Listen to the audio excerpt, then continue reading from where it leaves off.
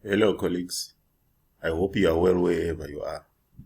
I am going to present on school safety planning and implementation in the context systemic risk of and in accordance with the commitments of the 2030 Agenda, Module 1.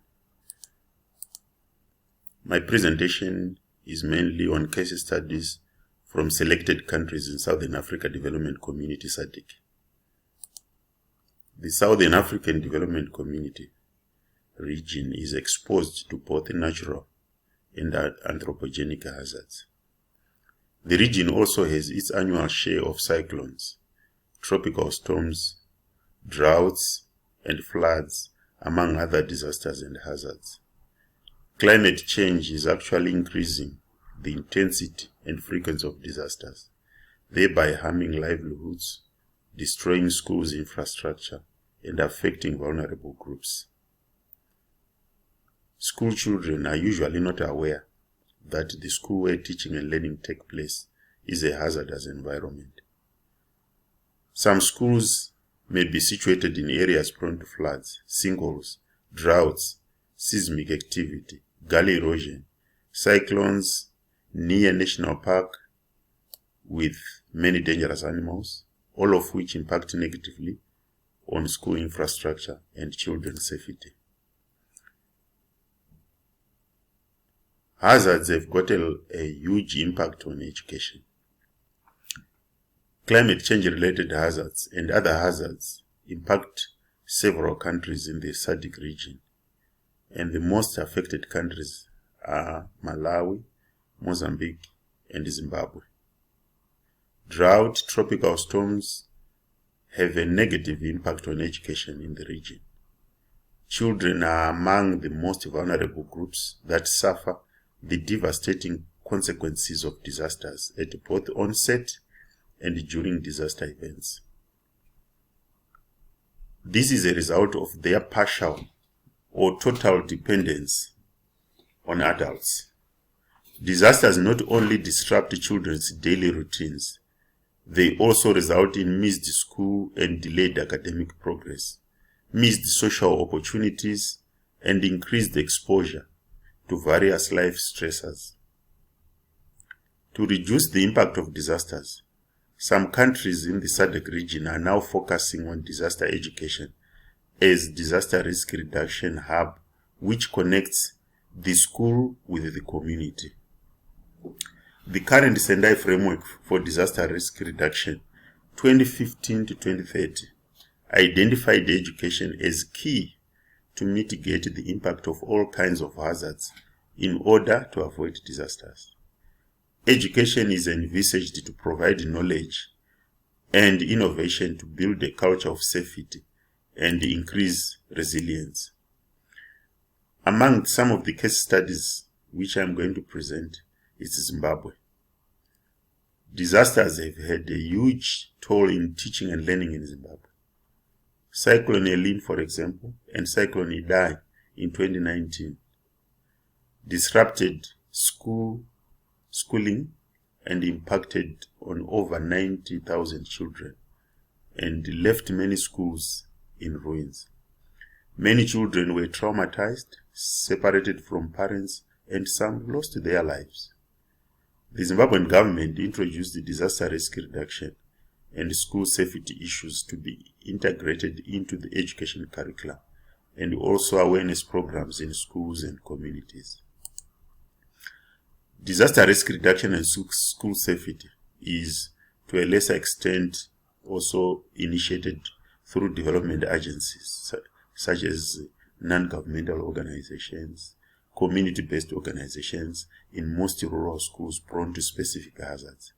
In 2019, after Cyclone Idai, an NGO called Education Cannot Wait put financial resources towards education relief for children impacted by the cyclone. The NGO also provided learning materials and set up safe learning spaces to support children in need.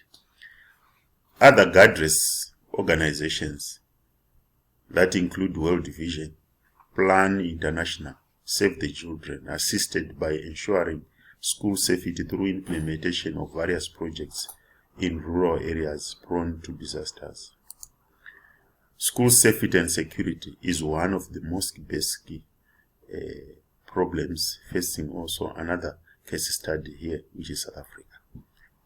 Most schools are increasingly no longer regarded as safe and secure environments where children can go to learn and enjoy themselves. The exposure of some schools to toxic substances and proximity to industrial plants, mine dams, is a cause for concern in South Africa. Creating and maintaining schools that are safe is now a priority on the agenda of the South African Department of Education, school governing bodies, and the South African Democratic Educators Union. Schools are thus required to identify specific hazards to which they are exposed and have the potential to affect teaching and learning in order to successfully plan and address those hazards. The National Disaster Management Center, NDMC in South Africa, has partnered with other institutions to work with the Department of Education in order to assess school infrastructure, disaster awareness, hazards, and vulnerabilities. An assessment tool was developed to identify specific risks and their impact. The assessment tool is continuously being improved as more players such as the Department of Higher Education, Department of Social Development, Department of Justice, Department of Health, Public Works have been engaged in its improvement. Another case study is that of Mozambique.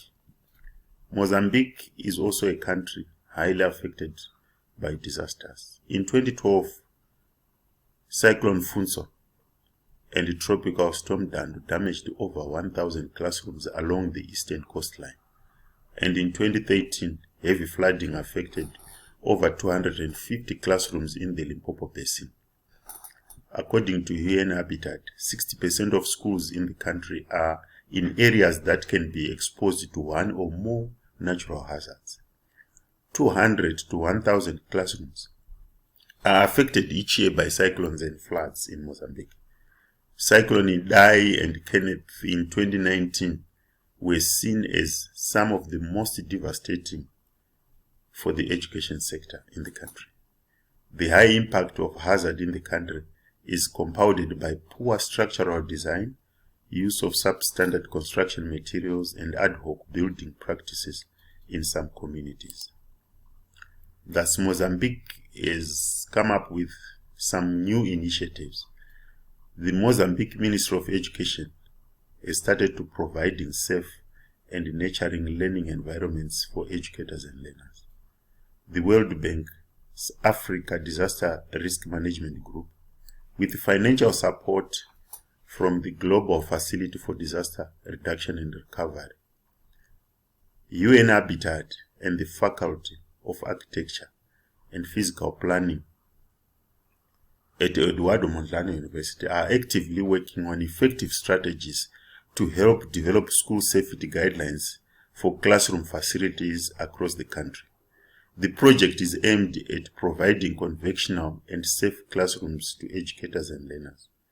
UNESCO, together with the UN and Faculty of Architecture and Physical Planning at Eduardo Mondlane University, has implemented a pilot for assessing the safety of educational facilities in the metropolitan area of Maputo using the VISUS methodology. Scaling up at the national level is currently under discussion for implementation of the VISUS methodology. The main challenge, though, is that of ensuring efficient implementation across the whole country to create a sustainable learning environment for future generations. The last case study, which I'm going to present and share with you, colleagues, is that of Malawi. Malawi is a disaster-prone country because of its location along the Great African Rift Valley. Climate variability and change and environmental degradation are a cause for concern in the country. The country is extremely vulnerable due to the impact of extreme weather events like floods, tropical storms, and droughts. These events have been increasing in magnitude, frequency, and scope over the years. When Cyclone Idai hit Malawi in 2019, schools acted as shelters for the displaced and learners were deprived of their learning environment. However, steps are being taken in Malawi currently, and the government is aligning most policies that respond to disasters with the national policy framework. One notable example is the strengthening of the country's legal preparedness to disasters by enacting laws that will facilitate better management of disasters. The government has finalized a new disaster risk management policy aimed at ensuring the effective implementation and coordination of disaster risk management programs in the country. As a concluding remark, colleagues, disasters that affect the region should be a wake-up call for education systems to better prepare before the impending emergency hit.